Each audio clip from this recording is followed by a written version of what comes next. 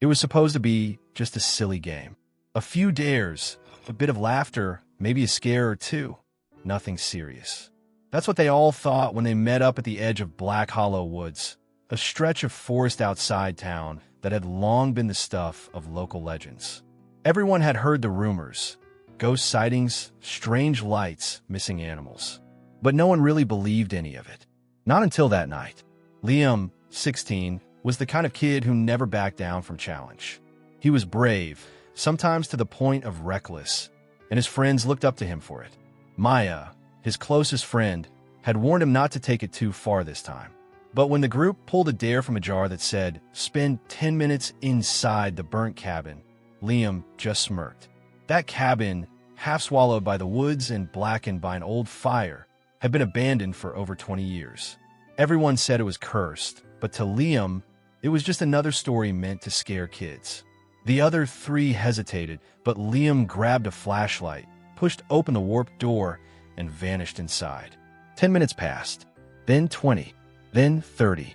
At first, they joked, "He's just trying to freak us out." But when Maya called his name and got no answer, a heavy silence settled over the clearing. The kind of silence that feels wrong. They waited, but Liam never came out. When they finally worked up the nerve to go in after him, the cabin was empty. No Liam, no flashlight, nothing but that awful smell like something had been rotting in the floorboards for years. They searched, they screamed, they cried, but he was gone. What started as a fun night between friends turned into something else, something they couldn't explain. And what they found the next day deep in the woods made things even worse. Because Liam hadn't just disappeared. Something had taken him. Or maybe he never really left the cabin at all. Maya hadn't slept the night Liam disappeared. None of them had. They huddled together in silence at Jordan's house, haunted by the stillness of the forest and the echo of Liam's name shouted again and again into the dark. When the sun finally rose, it didn't bring peace, just questions no one could answer. The police were called, of course. The parents got involved. Search parties combed the woods. But Maya noticed something strange from the beginning. No one wanted to talk about the cabin. It wasn't on any of the official reports. The officers glanced at each other awkwardly when she mentioned it, brushing past her words like she'd made it up. "It's just an old ruin," one of them muttered. "Don't get caught up in ghost stories." But Maya wasn't imagining it. She could still smell the smoke in her hair. She could still feel the creak of the floor under her feet when she'd stepped inside after Liam. That cabin was real. So was the cold that hit her chest the moment she entered, like stepping into another time, or maybe something worse. There had been something carved into the walls.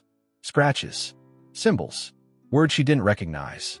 And in the middle of the floor, a ring of rocks like a fire pit, except the ashes were fresh. Liam had always joked about testing the legends. He'd even talked once about how every small town had that one place, the creepy house, the bridge, the woods, where something supposedly happened years ago. He thought it was all nonsense. But now he was the one who'd vanished, and the others were too afraid to speak up. Jordan refused to talk about it. Emma outright denied they'd gone near the cabin at all. Only Maya seemed willing to admit what happened. But even she didn't know what to believe anymore. It had been 5 days. Liam was still missing. And last night, Maya found something strange taped to her bedroom window. A photograph. Old, black and white. Blurry. A boy. Maybe Liam, standing in the doorway of the same burnt cabin. Except the picture looked like it had been taken decades ago. Maya's hands had trembled holding it. She hadn't told anyone, because deep down, something inside her whispered that the game they played that night wasn't a game at all. And whatever they woke up in those woods wasn't done with them yet. Maya stared at the photograph for hours, unable to sleep. Every time she closed her eyes, she saw Liam's face, not how she remembered it, laughing at lunch or riding his bike too fast down the hill, but how it looked in the photo, still, expressionless, caught mid-step in the cabin doorway. And behind him, in the darkened frame of the burnt structure, something was watching. By morning, Maya knew she had to do something. The police had all but given up. Her friends were avoiding her texts. Emma had deleted every photo from that night. Jordan blocked her completely. It was like they were trying to erase what happened. But she couldn't. There was one person she hadn't talked to yet, Liam's older brother, Noah. He was 22, quiet, and mostly kept to himself since their parents' divorce. He hadn't joined the search parties, hadn't even spoken much at the vigil. Most people thought he didn't care, but Maya knew better. She found him working at the garage just outside town. When she showed him the photo, he went pale. Not confused, scared.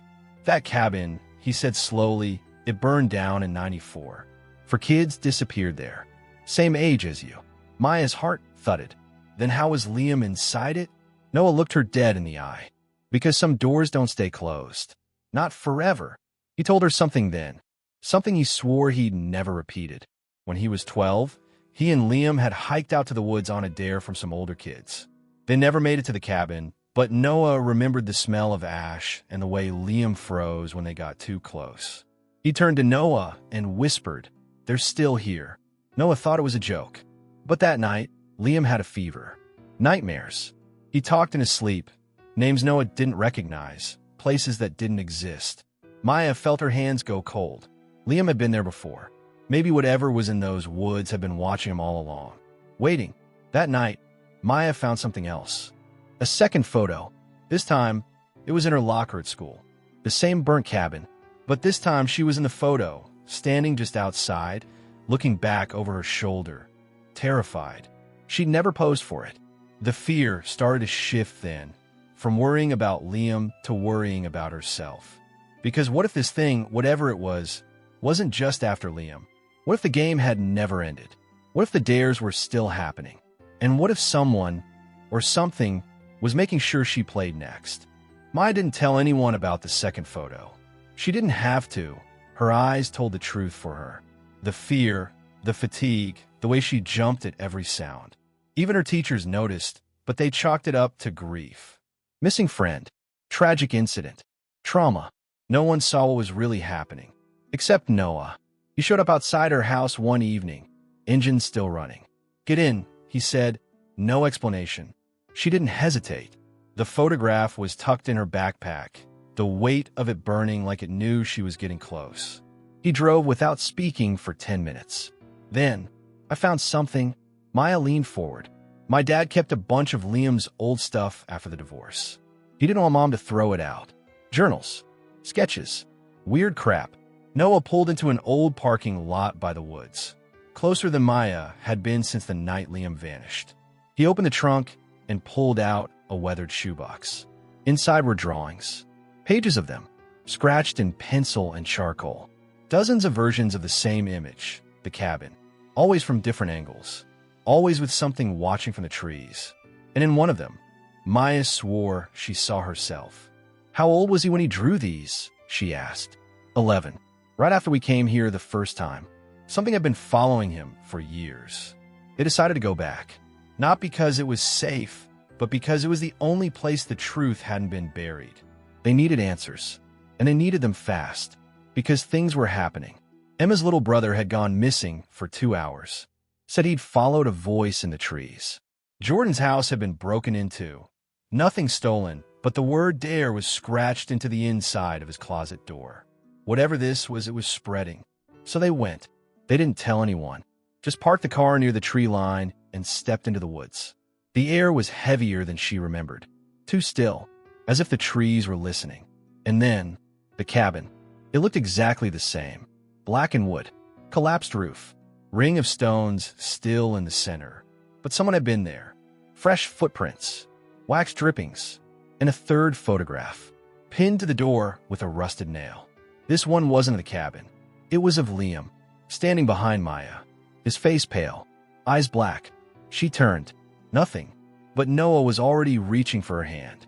"We're not alone," he whispered. Then the flashlight flickered. Then it died. And something began knocking from inside the cabin. The knocking stopped as suddenly as it began. Maya's breath caught in her throat. The flashlight flickered once, then surged back to life. She and Noah stood frozen, staring at the cabin. But now, the door was open. It hadn't been before. Noah took a step forward. Maya grabbed his arm. "Don't," she whispered. But he wasn't listening. He pulled away, slowly walking toward the threshold. Light in one hand, crowbar in the other. Maya felt something twist in her chest. Fear and something else. Mistrust. He was too calm, too prepared. Noah, she said again, louder this time. Why are we really here? He paused, barely glancing back, to find Liam, but his voice didn't sound right. Not anymore. Inside the cabin, the air was thick with smoke and decay. Symbols covered the floor now, fresh, drawn in something dark and wet. A ritual circle surrounded the stone ring, lit with half-melted candles. And in the center, a journal. Liam's. Maya reached for it, hands shaking, but Noah grabbed it first and smiled. I told you we needed answers, he said. I just never said they were for you. Maya stepped back. What are you talking about? Noah flipped open the journal, turning to a marked page. Liam was chosen, Maya, years ago, but he fought it. He resisted. They needed someone closer, someone open. He looked up, and when you dared him into the cabin, you gave them what they needed. Her heart dropped. I didn't dare him. He picked the paper himself. Noah shook his head. You don't get it. There were no dares. I wrote them. All of them. Silence. The journal trembled in his hands, as if alive. Maya backed toward the door, but it slammed shut behind her. You were the final piece, Noah whispered. They've been watching you since you stepped into the woods. Maya felt something crawl under her skin, like 1,000 invisible fingers. The floor pulsed with heat. The candles flared. Shadows twisted. And then, behind Noah, a figure stepped from the dark.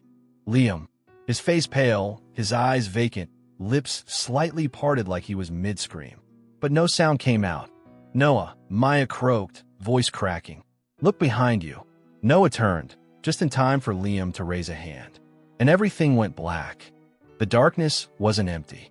It breathed. It whispered. Maya's knees buckled as a force slammed through the room like a violent gust, extinguishing every candle in a single blink. She hit the floor, the world spinning, her ears ringing with whispers layered atop each other. Some in Liam's voice, some not even human. When she opened her eyes, the cabin was pulsing with a low, red glow. Noah stood frozen in the ritual circle, arms outstretched, mouth wide open, but silent. His eyes rolled back, and the journal trembled in his hands before bursting into flame, burning with no heat. Maya scrambled back, heart hammering. Liam, if it was still Liam, stepped fully into the light. But it wasn't the boy she remembered. His face was gaunt, hollow, his eyes bottomless. But then, he looked at her, and for one heartbeat, she saw him. The real Liam. Tears filled her eyes. Liam, if you're still in there, fight it. Please. Behind him, the shadows shifted, forming a shape. A massive figure of smoke and bone began to rise from the floor, towering behind Liam. It loomed, tendrils reaching toward him, toward Noah, toward her. Noah began to chant, voice trembling now. Take her instead. She's the one you wanted. I brought her, just like I promised. And that's when Maya realized the truth. Noah hadn't been corrupted after Liam disappeared. He'd started it. The first dare, the cabin, the journal, the symbols, all of it. Liam was just the first to resist. And now, Maya was the last to fight. The shadows lunged toward her, but Liam moved. He stepped into the circle, willingly, and the thing paused. Maya screamed, Liam, no. But he looked at her one last time, smiled, and mouthed the words, don't forget me. Then the shadows swallowed him whole. Noah shrieked. The fire exploded outward. The cabin buckled as if in an earthquake. Maya dove through the door just as the structure collapsed inward on itself in a wave of ash and silence. She woke up in daylight. Alone. The cabin was gone. Not burnt, gone. Just a clearing now. Quiet. Still. She waited for hours, calling Liam's name. But he never came. Later, the police would find her wandering the woods, too weak to speak. She told them what happened. They didn't believe her. No one ever did. But then, weeks later, Maya received a package with no return address. Inside, Liam's flashlight and a final photograph. It showed the cabin, whole again, and in the doorway, Liam, looking right at her, smiling. Maya never went back to the woods. Not because she was scared, but because some doors, once closed, should stay closed. The days that followed were a blur of questions, whispers, and disbelief. The police couldn't explain the scorched ground where the cabin had once stood. They never found Noah's body. Official reports called it a breakdown, an accident. Just another tragic story tied to Black Hollow Woods. But Maya knew better. She carried the truth like a scar, one that throbbed in silence every time she passed Liam's old street, every time she saw a flicker in the corner of her eye. The flashlight he used that night now sat quietly in her desk drawer, its beam long dead. She kept it, not as a weapon, but as a reminder that some friendships shine even in the dark. And the photograph, the one that arrived in that unmarked envelope, remained untouched. She never showed it to anyone. It lived tucked behind a loose floorboard in her bedroom, face down. Because sometimes the past doesn't need to be proven. It just needs to be remembered. Maya returned to school, quieter than before, but stronger in ways even she couldn't explain. Emma eventually reached out, her voice shaky and full of regret. Jordan apologized too, said he never should have ignored what they all saw that night. They didn't fully understand what happened, but they knew Maya had walked deeper into that nightmare than any of them, and came back with more than fear. She carried courage, pain, and something close to peace. One night, months later, Maya sat under the stars at the edge of town. She opened Liam's sketchbook, found among Noah's things, and turned to a blank page. She started to draw. Not the cabin, not the creature. Liam. As she sketched, she whispered quietly, "You didn't vanish. You chose to fight. You gave me back." Her pencil shook. Tears fell, but she kept drawing. Because stories like this, stories that live in the shadow between truth and legend, deserve to be told. Not to spread fear, but to remind us that bravery doesn't always come with witnesses. Sometimes it's just one person standing in the dark, saying no more. If you're watching this and you've ever felt like no one would believe you, like the truth is too strange, too scary, too big, tell anyway. Because someone will hear you. And maybe, just maybe, someone out there is waiting for you to remember them. Not all ghosts haunt places. Some haunt people, and some protect them. If this story moved you, share it. Keep the light alive, because somewhere out there, Liam might still be listening.